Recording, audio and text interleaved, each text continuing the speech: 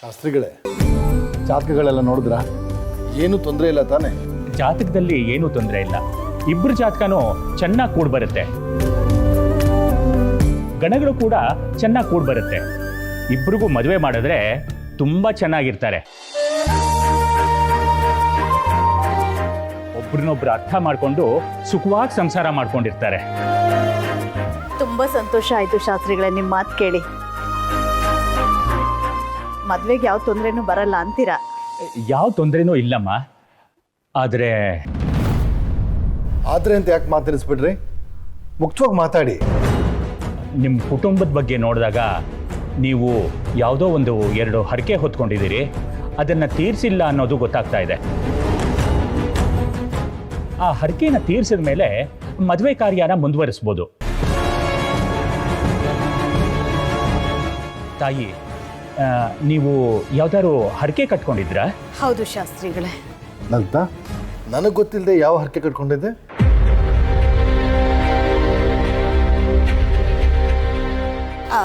ರೀ, ಅದು ವಿಶ್ವನ್ಗೆ ಒಳ್ಳೇದಾಗ್ಲಿ ಅಂತ ಮನೆ ದೇವ್ರಿಗೆ ಹರಕೆ ಕಟ್ಕೊಂಡಿದ್ದೆ. ಹೋ, ನನಗೆ ಈ ವಿಷಯನೇ ಹೇಳಿರಲಿಲ್ಲ. ಅದು ಹರಕೆ ತೀರ್ಸೋವಾಗ ಹೇಳೋಣ ಅಂತ ಹೇಳಲಿಲ್ಲ. ಹಾಗಿದ್ರೆ ಆ ಹರಕೆ ತೀರಿಸ್ಬಿಡಿ ತಾಯಿ, ಆಮೇಲೆ ಮುಂದಿನ ಕೆಲಸ ನೋಡೋಣ. ಶಾಸ್ತ್ರಿಗಳೇ, ಈ ಮದುವೆ ಒಂದು ಚೆನ್ನಾಗಿ ಆಗ್ಬಿಟ್ರೆ ಅಷ್ಟೇ ಸಾಕು.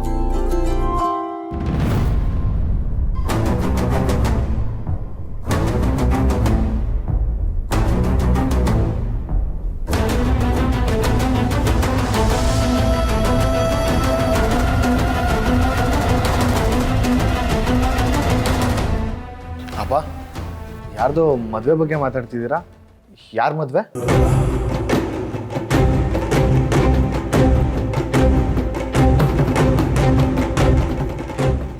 ಯಾಕೆ ಸುಮ್ಮನೆ ಆದ್ರಿ? ಯಾರ ಮದುವೆ? ಏನಿಲ್ಲಪ್ಪ, ಶಾಸ್ತ್ರಿಗಳು ನಮ್ಮೆಲ್ಲ ಜಾತಿಗಳು ನೋಡಿದ್ರಲ್ಲ, ಅದರಲ್ಲಿ ಏನೂ ತೊಂದರೆ ಇಲ್ಲ, ಮದುವೆ ಮುಂಚೆ ಕಾರ್ಯಗಳನ್ನ ಮಾಡ್ಬೋದು ಅಂತ ಹೇಳಿದ್ರು. ಅದ್ರ ಬಗ್ಗೆನೇ ಮಾತಾಡ್ತಿದ್ವಿ. ವಿಶ್ವನ್ ಮದ್ವೆನಾ? ಹಾಗಾದ್ರೆ ಅದ್ರ ಬಗ್ಗೆ ತಿಳ್ಕೊಳ್ಳೇಬೇಕು. ಶಾಸ್ತ್ರಿಗಳೇ, ಏನ್ ಹೇಳ್ತಿದ್ರಿ? ತಲಾಟೆ. ಸೈಲೆಂಟಾಗಿ ನಿಂತ್ಕೊ, ಎಲ್ಲದಕ್ಕೂ ತಲೆ ಹಾಕಕ್ಕೆ ಬರ್ಬೇಡ. ನೀನು ಅಷ್ಟೇ ಸಿಡಿಕ್ ಮೂತಿ ಸಿಂಹರಪ್ಪಂತರ ಆಡ್ಬೇಡ. ನೋಡು, ಹೇಳ್ತಿದ್ದೀನಿ. ನೋಡಿ ಶಾಸ್ತ್ರಿಗಳೇ, ಹೀಗೆ ಯಾವಾಗಲೂ ಕಿತ್ತಾಡ್ತಾನೆ ಇರ್ತಾರೆ. ಆ ಕಿತ್ತಾಡ್ದಲ್ಲೇ ಅಮ್ಮ ಪ್ರೀತಿ ಅರಳೋದು.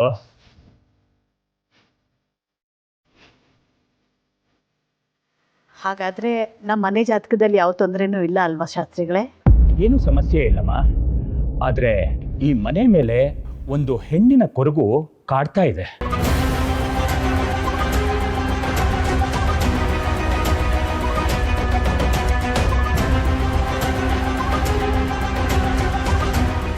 ಶಾಸ್ತ್ರಿಗಳೇ, ನೀವು ಹೇಳ್ತಾ ಇರೋ ಹಾಗೆ ನಮ್ಮನೇಲಿ ಏನೂ ನಡೆದಿಲ್ಲ. ನಮ್ಮನೇಲಿ ಯಾವ ಹೆಣ್ಮಕ್ಳು ಇಲ್ಲ. ಬಹುಶಃ ನೀವು ಜಾತಕ ನೋಡೋದು ತಪ್ಪಾಗಿರ್ಬೋದು. ಅದೇನು ಅಂತ ಸರಿಯಾಗಿ ನೋಡಿ ಹೇಳಿ.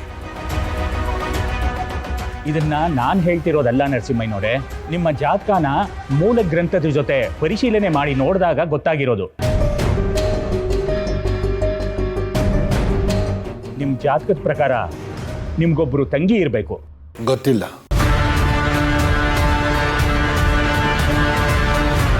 ಅವರು ನಿಮಗೆ ತುಂಬಾ ಪ್ರಿಯವಾದವರು. ಆದರೆ ಅವ್ರೀಗ ಈ ಮನೇಲಿಲ್ಲ. ಅಂಥದ್ದೇನೂ ಇಲ್ಲ. ಅವರು ನಿಮ್ಮ ಮನೇಲಿ ಇಲ್ಲದೆ ಇರೋದ್ರಿಂದ ಅವ್ರ ಕೊರಗು ನಿಮ್ಮ ಮೇಲೆ ಪ್ರಭಾವ ಬೀರ್ತಿದೆ. ನಿಮ್ಮ ತಂಗಿ ಕಣ್ಣೀರಿಗೆ ಪರಿಹಾರ ಮಾಡಿದ್ರೆ ನಿಮ್ಮೆಲ್ಲ ಸಮಸ್ಯೆಗೂ ಪರಿಹಾರ ಸಿಗತ್ತೆ.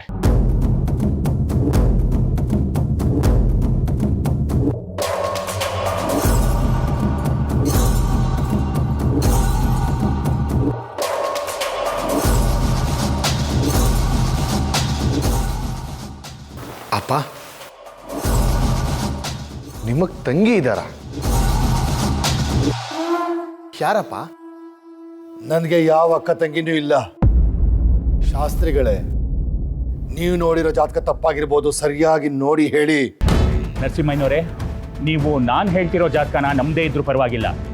ಆದರೆ ಇದು ಗೊತ್ತಾಗ್ತಿರೋದು ಮೂಲ ಗ್ರಂಥದಲ್ಲಿ.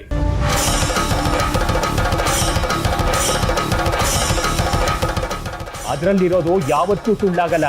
ನಿಮ್ಮ ತಂಗಿ ಇರೋದು ಸತ್ಯ ಸತ್ಯ ಸತ್ಯ. ಇದ್ರು ಸತ್ತೋಗಿರ್ಬೋದು, ನನಗೆ ಗೊತ್ತಿಲ್ಲ. ನನ್ಗೆ ಯಾವ ಅಕ್ಕ ತಂಗಿನೂ ಇಲ್ಲ. ನಮ್ಮ ಅಪ್ಪಂಗೆ ನನ್ನ ಒಬ್ಬನೇ ಮಗ.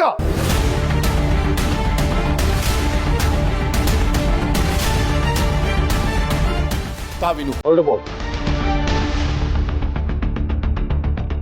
ಲಲಿತಾ, ನಾನು ಬರ್ತೀನಮ್ಮ.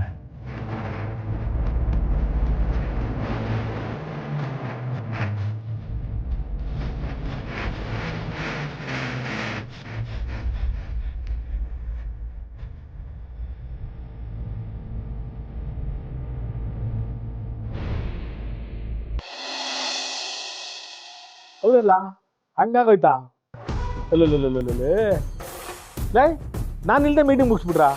ನಾನು ಇದ್ದಿದ್ರೆ ಈಗ ಮುಗ ಎಕ್ಕ ಕುಂತಿದ್ದಕ್ಕಲ್ಲ.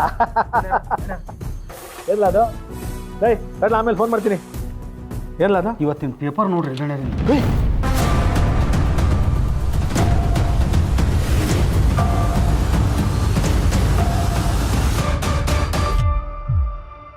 ಲೇ, ಇದೇನಲ್ಲ ಇದು?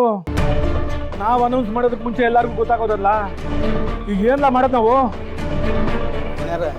ಈ ಒಂದು ನಿರ್ಧಾರ ನೀವ ತಗೊಳಕ್ ಬರ್ದಿಲ್ರಿ. ಈ ಸ್ವಾಮಿ ಅವ್ರಿಗೂ ಫೋನ್ ಮಾಡಿ ತಿಳ್ಕೊರಿ, ಈ ವಿಷಯ ಅವ್ರಿಗೆ ಗೊತ್ತೈತಿಲ್ಲ ಅನ್ನೋದು.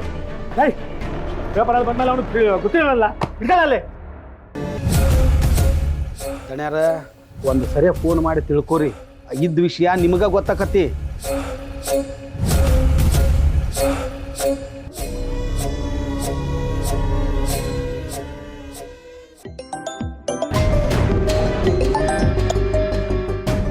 ಜೋರಗಡ ಮುಂಚಮ್ಮೆ ವಿಷಯ ಗೊತ್ತಾಯ್ತಾನೆಯಾ? ಗೊತ್ತಾಯ್ತು ಜೋರಗಡ. ನೋಡ್ದಾಗಿಂದ ತಲೆ ಕೆಟ್ಟೋಗ್ಬಿಟ್ಟಿದೆ. ನನಗೂ ಹಂಗೆ ಆಗೋಗೈತೆ ಕಣಯ್ಯ. ಇದನ್ನೆಲ್ಲ ನೋಡ್ತಾ ಇದ್ರೆ ಅವರಿಬ್ಬರು ದೇವಸ್ಥಾನಕ್ಕೆ ಕಳಿಸ್ಲೇಬಾರ್ದಾಗಿದ್ದು ಜೊತೆಲಿ ಅನ್ನಿಸ್ತದೆ. ಕಳಿಸಿದ್ಮೇಲೆ ಏನು ಮಾಡೋಕ್ಕಾಗತ್ತೆ? ನೀನೇನು ಬೇಕು ಅಂತ ಕಳಿಸ್ತಾ? ಯಾರಿಗೂ ಗೊತ್ತಿರ್ಲಿಲ್ಲ. ಹಿಂಗಾಯ್ತದೆ ಅಂತ ಗೊತ್ತಿದ್ರೆ ನಾವ್ಯಾರಾದ್ರೂ ಜೊತೆಲಿ ಹೋಗ್ಬೋದಾಗಿತ್ತು. ನಾವ್ಯಾರಾದ್ರೂ ಜೊತೆಲಿ ಹೋಗಿದ್ದಿದ್ರೆ ಹಿಂಗೆಲ್ಲ ಆಯ್ತಾನೆ ಇರ್ಲಿಲ್ಲ ಕಣಯ್ಯ. ಸರಿ, ಹೈಕಮಾಂಡಿಂದ ಫೋನ್ ಬರ್ತಾ ಇದೆ.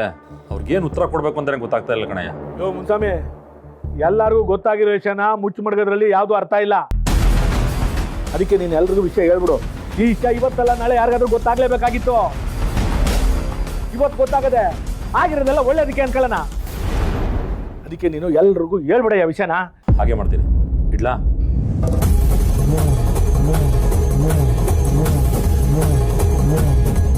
ಅಣ್ಣ ಹೇಳಿ ಅಣ್ಣ.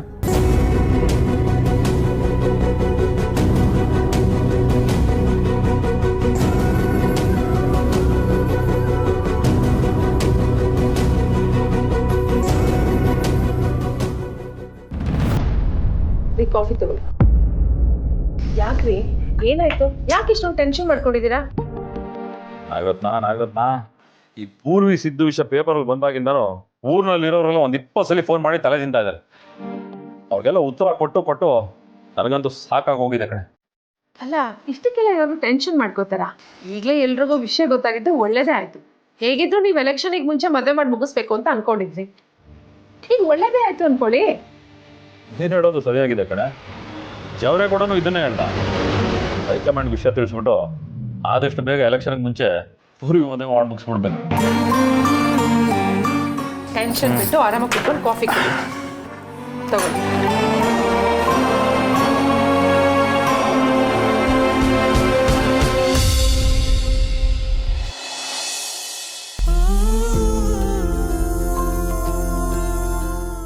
ಏನೂ ಇರಲ್ಲ ಈ ಪೇಪರ್. ವೇಸ್ಟ್, 5 ರೂಪಾಯಿ ವೇಸ್ಟ್. ಹರೀಶ, ಇಲ್ಲ ನೋಡ. ಭಾವನಕ್ಕ? ಭಾವನಾ ಭಾವನಾ ಭಾವನಾ ಬಾಯ್ಲೆ.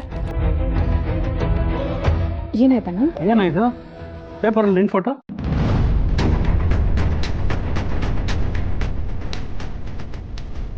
ಏನಾಯ್ತು ಸಂತು? ನೋಡಮ್ಮ, ಭಾವನನ್ ಫೋಟೋ ಬಂದಿದೆ ಪೇಪರಲ್ಲಿ.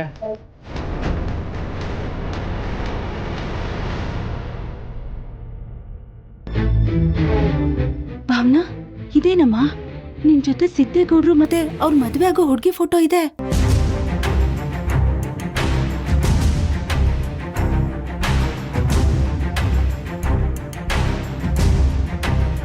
ಭಾವನಾ, ನಿನ್ನೆ ಸಂಪಿಗೆಪುರಕ್ಕೆ ಹೋದಾಗ ಸಿದ್ದೇಗೌಡ ನಿಂಗೆ ಸಿಕ್ಕಿದ್ರಾ? ಹೌದಪ್ಪ, ಅಲ್ಲೇನಾಯ್ತು ಅಂದರೆ ಏನಾಯ್ತಪ್ಪ? ಆ ಒಂಟಿ ಮನೆಯಲ್ಲಿ ಯಾವುದೋ ಒಂದು ಹುಡುಗ ಒಂದು ಹುಡುಗಿ ಉಳ್ಕೊಂಡಿದ್ರಂತೆ. ಅದಕ್ಕೆ ಏನು ಮಾಡ್ತಿದ್ರಿ ಅಂತ ಊರ್ ಜನ ಎಲ್ಲ ಕೇಳ್ತಿದ್ದಾರೆ. ಯಾರಮ್ಮ ನೀನು? ಇವ್ರಿಗೆ ಯಾಕೆ ಸಹಾಯ ಮಾಡ್ತಾ ಇದೀಯಾ? ನನಗೆ ಇವರಿಬ್ರು ಚೆನ್ನಾಗಿ ಗೊತ್ತು. ಇವರು ಮುಂದೆ ಗಂಡ ಹೆಂಡತಿ ಆಗೋರು. ಮದುವೆ ಆಗ್ಬೇಕಾದವ್ರು ಅಂದ್ರೆ ದೇವಸ್ಥಾನಕ್ಕೆ ಹೋಗಿ ಪೂಜೆ ಮಾಡಿಸ್ಕೊಂಡು ಮನೆಗೆ ಹೋಗ್ಬೇಕು. ಇಲ್ಲೇನು ಇವ್ರಿಗೆ ಕೆಲಸ ಅಂತೀನಿ. ಜೊತೆಗೆ MLA ಮಕ್ಕಳು ಬೇರೆ ಅಂತ ಸುಳ್ಳು ಬೇರೆ ಹೇಳ್ತಾ ಇದಾರೆ. ಅವ್ರು ಹೇಳ್ತಿರೋದು ಸುಳ್ಳಲ್ಲ ಸರ್. ಇವರು ಮಾಜಿ MLA ಜವರೇಗೌಡ್ರ ಮಗ. ಇವರು ಪ್ರೆಸೆಂಟ್ MLA ಮುನ್ಸ್ವಾಮಿ ಅವ್ರ ಮಗಳು.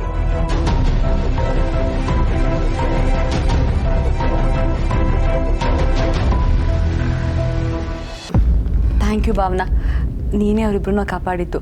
ನೀನಲ್ಲಿ ಹೋಗಿರಲಿಲ್ಲ ಅಂದರೆ ಅವ್ರ ತೊಂದರೆಲಿ ಸಿಕ್ಕಾಗುತ್ತಿದ್ರೇನೋ.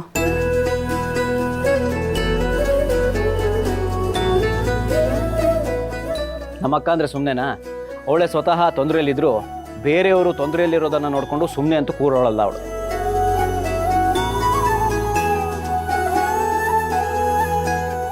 ಭಾವನಾ, ಇದಕ್ಕೆ ನಾನು ನಿನ್ನೆ ನೀನು ಬರೋಕ್ಕೆ ಲೇಟ್ ಆಗಿದ್ದು.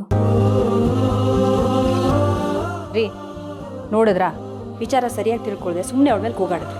ನನಗೇನೇ ಗೊತ್ತಿತ್ತು? ನನ್ನೇ ಈ ವಿಷಯ ಹೇಳಿದ್ರೆ ನಾನೇ ಬೈತಿದ್ದೆ. ಹೋಗ್ಲಿ ಬಿಡು ಸಂತು, ಅವಳ ಕೆಲ್ಸದ ಜೊತೆಗೆ ಇಂಥ ಒಳ್ಳೆ ಕೆಲಸ ಮಾಡ್ಕೊಂಡು ಬಂದಿದ್ದಾಳಲ್ಲ, ಅದು ಖುಷಿ ಪಡೋಣ.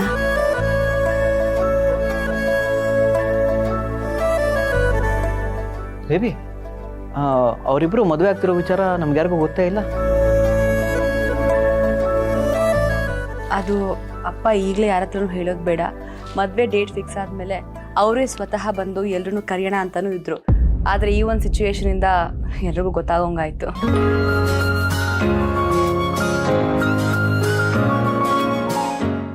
ಆದ್ರೆ ಸಿಂಚನ, ಸಿದ್ದು ದೇವಸ್ಥಾನದಲ್ಲಿ ಈ ಹುಡುಗಿನ ಪರಿಚಯ ಮಾಡಿಸಿದ್ನಮ್ಮ. ನೀವು ಸ್ಪೆಷಲ್ ಫ್ರೆಂಡ್ ಅಲ್ವಾ ಅತ್ತೆ? ಫ್ರೆಂಡಿಂದ ಯಾವ ವಿಚಾರನೂ ಮುಚ್ಚಿಡಬಾರ್ದು ಅಂತ ನಿಮಗೆಲ್ಲ ಹೇಳಿರ್ತಾನೆ. ಆದರೂ ಈ ನ್ಯೂಸ್ ಪೇಪರ್ ಅವರು ಇಲ್ಲಿ ಹೋದರೆ ಹುಲಿ ಹೋಯ್ತು ಅನ್ನೋ ಹಾಗೆ ಇಷ್ಟು ಚಿಕ್ಕ ವಿಚಾರನೂ ಏನೋ ದೊಡ್ಡ ವಿಷಯ ಅನ್ನೋಂಗೆ ಪೇಪರ್ಲೆಲ್ಲ ಹಾಕ್ಬಿಡ್ತಾರಮ್ಮ. ವೀಣಾ, ನಮಗದು ಚಿಕ್ಕ ವಿಷಯ, ಆದರೆ ಅವರು ರಾಜಕೀಯ ವ್ಯಕ್ತಿಗಳಲ್ವಾ, ಮಾಧ್ಯಮದವ್ರಿಗೆ ಅದೇ ದೊಡ್ಡ ವಿಷಯ.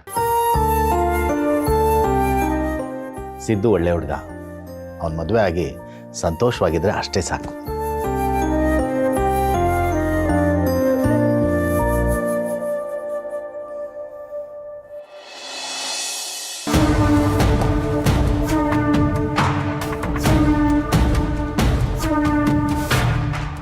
ನನಗೇನು ಗೊತ್ತಿತ್ತು ಈ ಥರ ಆಗುತ್ತೆ ಅಂತ. ಹರಕೆ ತೀರಿಸ್ಕೊಂಬರ್ಲಿ ಅಂತ ಇವರಿಬ್ಬರನ್ನ ಕಳಿಸ್ದೆ. ಊರಿನ ಜನ ತಪ್ಪು ತಿಳ್ಕೊಂಡು ಈ ಥರ ನಡ್ಕೋತಾರೆ ಅಂತ ನಾನು ಅಂದ್ಕೊಂಡಿರಲಿಲ್ಲ.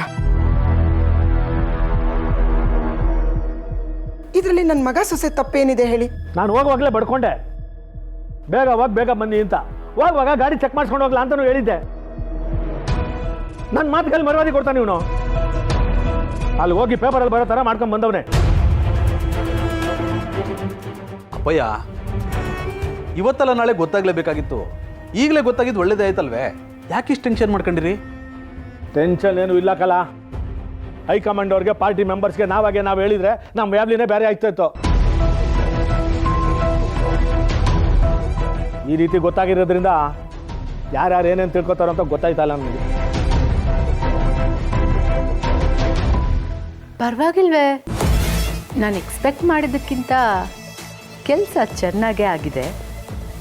ಪೂರ್ವಿ ಸಿದ್ದು ಜೊತೆಯಾಗಿರಲಿ ಅಂತ ಕಳಿಸಿದ್ರೆ ಅವ್ರ ಜೊತೆಲಿರೋದು ಈಗ ಊರು ತುಂಬ ಸುದ್ದಿನೇ ಆಗೋಗಿದೆ. ಹೀಗಾಗಿದ್ದು ಒಳ್ಳೆಯದೇ ಆಯಿತು.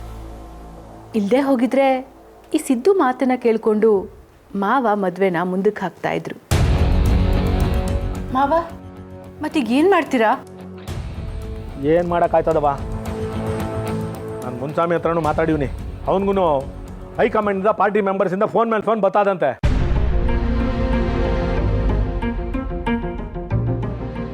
ಅದಕ್ಕೆ ನಾವಿಬ್ಬರು ಸಂಬಂಧಿಕರಾಗ್ತಾ ಇರೋ ವಿಷಯನ ಎಲ್ರಿಗೂ ಹೇಳ್ಬಿಡೋಣ ಅಂತ ಇದ್ದೀವಿ. ಅಪ್ಪಾಜಿ, ಈಗಲೇ ಹಂಗೆಲ್ಲ ಹೇಳೋದು ಬೇಡ. ಎಲೆಕ್ಷನ್ ಟೈಮಲ್ಲಿ ಹಿಂಗೆ ಮಾಡಿದ್ರೆ ಜನ ಇದನ್ನ ಎಲೆಕ್ಷನ್ ಗಿಮಿಕ್ ಅನ್ಕೊಂಡ್ಬಿಟ್ರೆ ಕಷ್ಟ. ಎಲ್ಲರಿಗೂ ಗೊತ್ತಾದ್ಮೇಲೆ ಇನ್ನೆಲ್ಲ ಹೇಳೋದಲ್ಲಿ ಅದಕ್ಕೆ ಪಾರ್ಟಿ ಮೆಂಬರ್ಸ್ ಹತ್ರ ಹೈಕಮಾಂಡ್ ಅವ್ರ ಹತ್ರ ನಾವೇ ಹೇಳಿದ್ರೆ ಮರ್ಯಾದೆ ಉಳಿತಲ್ಲ ನಮಗೆ. ಸಿದ್ದು, ನೀನೇನು ಟೆನ್ಷನ್ ಮಾಡ್ಕೋಬೇಡ. ಎಲೆಕ್ಷನ್ ಮುಗಿಯೋದೊಳಗೆ ನಾವೇ ಮದುವೆ ಮಾಡಬೇಕು ಅಂದ್ಕೊಂಡಿದ್ವಿ. ನೋಡು, ಈಗ ಅದಾಗದೆ ಕಾಲ ಒದಗಿ ಬಂದಿದೆ. ಸುಮ್ಮನೆ ಇದ್ಬಿಡಪ್ಪ, ಏನು ಮಾತಾಡಬೇಡ, ಎಲ್ಲ ಸರಿ ಹೋಗುತ್ತೆ ಕಣೋ.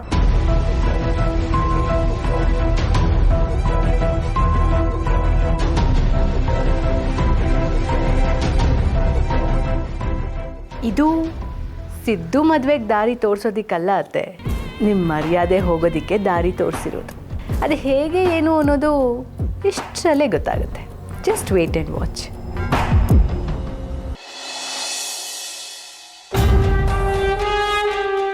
ಹಾಂ ಹೇಳಿ. ವಾಟ್ ಏನು ಹೇಳ್ತಿದ್ದೀರಾ ನೀವು? ಈ ಥರ ಆಗುತ್ತೆ ಅಂತ ನಾನು ಇಮ್ಯಾಜಿನ್ ಕೂಡ ಮಾಡ್ಕೊಂಡಿರಲಿಲ್ಲ. Okay I call you back. ಏನಾಯ್ತು ರವಿ? ಯಾಕೆ ಇಷ್ಟು ಟೆನ್ಷನಲ್ಲಿ ಇದೆಯಾ? ಫಾರಿನ್ಗೆ ಗೂಡ್ಸ್ ಕಳಿಸಿದ್ವಲ್ಲ, ಅದೆಲ್ಲ ರಿಟರ್ನ್ ಆಗಿದೆಯಂತೆ. ವಾಟ್? ಬಟ್ ಅದು ಹಾಗೆಲ್ಲ ಆಗೋದಕ್ಕೆ ಸಾಧ್ಯ ಇಲ್ಲ ಅಲ್ವಾ? ಸೆಷನ್ ನಡೀತಿದೆ, ನಮ್ಮ ಗೂಡ್ಸ್ ಮೂವ್ಮೆಂಟ್ ಆಗಿಲ್ಲ ಅಂಥೇಳಿ ಎಲ್ಲ ರಿಟರ್ನ್ ಮಾಡಿದ್ದಾರೆ. ಇವಾಗ ಏನು ಮಾಡೋದು ರವಿ? ಏನು ಮಾಡೋದು ಅನ್ನೋದಕ್ಕಿಂತ ಆಗಿರೋ ಲಾಸ್ನ ಹೇಗೆ ಕವರ್ ಮಾಡಬೇಕು ಅನ್ನೋದನ್ನ ಯೋಚನೆ ಮಾಡಬೇಕು. ನಮ್ಗೇನಿಲ್ಲ ಅಂದರೂ 8ರಿಂದ 10 ಕೋಟಿ ಲಾಸ್ ಆಗಿದೆ. ನನಗಂತೂ ಅದನ್ನ ಹೇಗೆ ಕವರ್ ಮಾಡಬೇಕು ಅನ್ನೋದೇ ಗೊತ್ತಾಗ್ತಿಲ್ಲ.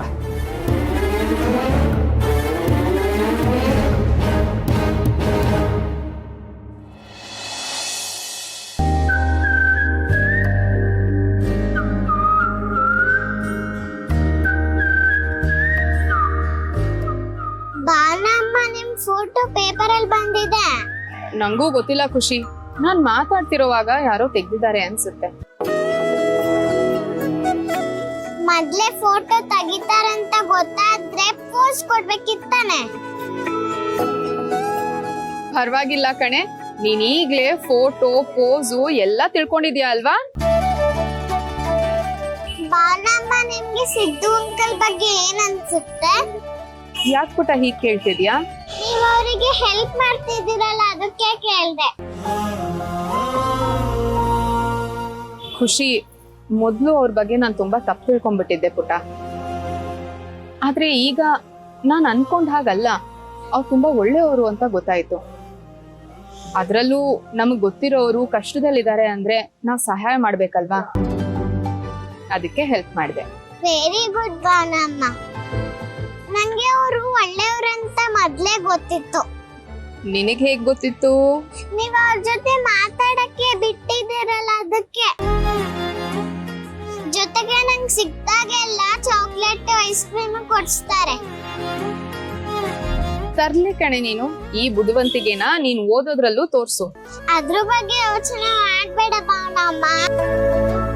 ನೀನ್ ಅನ್ಕೊಂಡಾಗೆ ನಾನ್ ಚೆನ್ನಾಗಿ ಓದ್ತೀನಿ.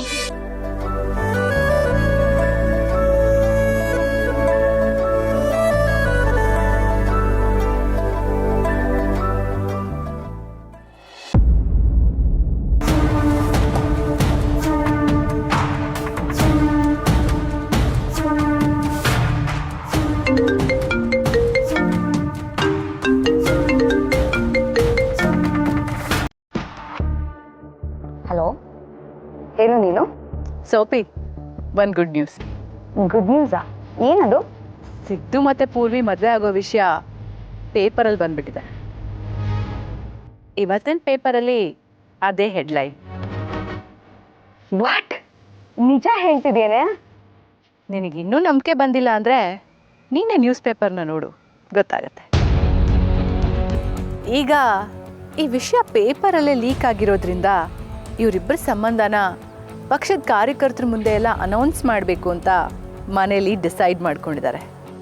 ಹಾಗೇನಾದರೂ ಆಯಿತು ಅಂತ ಅಂದರೆ ನಮ್ಮ ಮಾವ ಮತ್ತು ಮುನಿಸ್ವಾಮಿ ಇಬ್ಬರು ಈ ಸಲ ಎಲೆಕ್ಷನ್ಗೆ ಜೊತೆಯಾಗಿ ಕ್ಯಾಂಪೇನ್ ಮಾಡ್ತಾರೆ. ಆ್ಯಂಡ್ ಅದೇನಾದರೂ ವರ್ಕೌಟ್ ಆಯಿತು ಅಂತ ಅಂದರೆ ನಿಮ್ಮ ಪ್ರಾಜೆಕ್ಟ್ ಸಕ್ಸಸ್ ಆಗೋದಂತೂ ಗ್ಯಾರಂಟಿ. ಅದಕ್ಕೆ ಎಲೆಕ್ಷನ್ ಟೈಮ್ ಅಲ್ವಾ, ನಿಮ್ಮಿಂದ ಸ್ವಲ್ಪ ಅಮೌಂಟನ್ನು ಎಕ್ಸ್ಪೆಕ್ಟ್ ಮಾಡ್ಬೋದು ಕಣೆ. ಯಾವುದಕ್ಕೂ ನೀನು ಸ್ವಲ್ಪ ಅಮೌಂಟನ್ನು ರೆಡಿ ಮಾಡಿಟ್ಕೊಂಡಿರು. ಶೋರ್ ಕಣೆ. ಈ ವಿಷಯ ಹೇಳಿದ್ದಕ್ಕೆ ಥ್ಯಾಂಕ್ಸ್. ಡೆಫಿನೆಟ್ಲಿ ಅರೇಂಜ್ ಮಾಡ್ಕೋತೀನಿ. ಇದಕ್ಕೆಲ್ಲ ಥ್ಯಾಂಕ್ಸ್ ಯಾಕೆ ಹೇಳ್ತೀಯ Sophie? You are my best friend.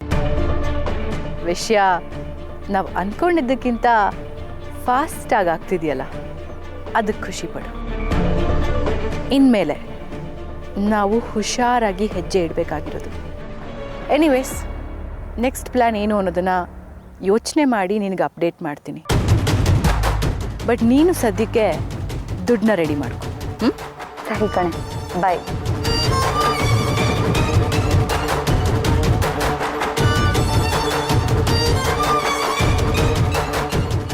ಬಂಗಾರಿ, ಯಾಕೇನಾಯಿತು? ಯಾಕಿಷ್ಟು ಟೆನ್ಷನ್ ಆಗಿದೆಯಾ?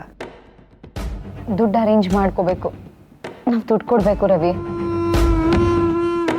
ಈಗ ಆಗಿರೋ ಲಾಸ್ಗೆ ದುಡ್ಡು ಎಲ್ಲಿಂದ ಅರೇಂಜ್ ಮಾಡೋಣ ಬಂಗಾರಿ?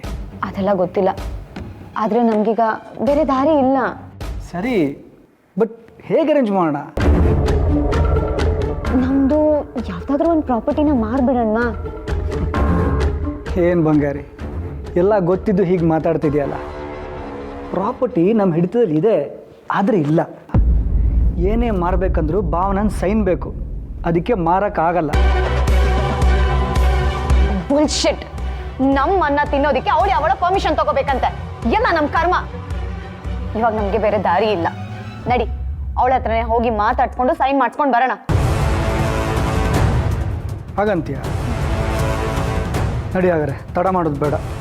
ಕೈಗೆ ಬಂದಿದ್ದು ತುತ್ತು ಬಾಯಿಗೆ ಬರ್ದಿರೋ ಥರ ಆಗುತ್ತೆ. ನಡಿ, ಇವಾಗಲೇ ಹೋಗೋಣ.